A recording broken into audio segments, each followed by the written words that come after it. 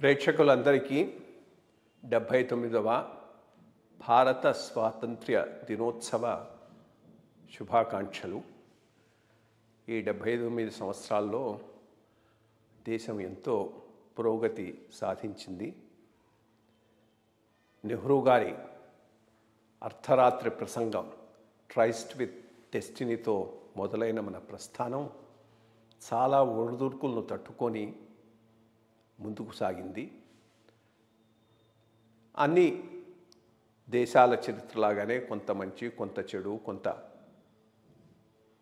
అన్ని రకాలైనటువంటి ఎక్స్పీరియన్స్తో ఈ 79 సంవత్సరాల్లో దేశం ముందుకు సాగింది.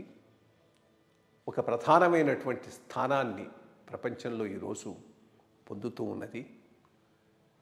రాను రాను మరింత బలపడి ఒక ప్రధానమైన దేశంగా, ప్రపంచంలో అగ్రగామి దేశంగా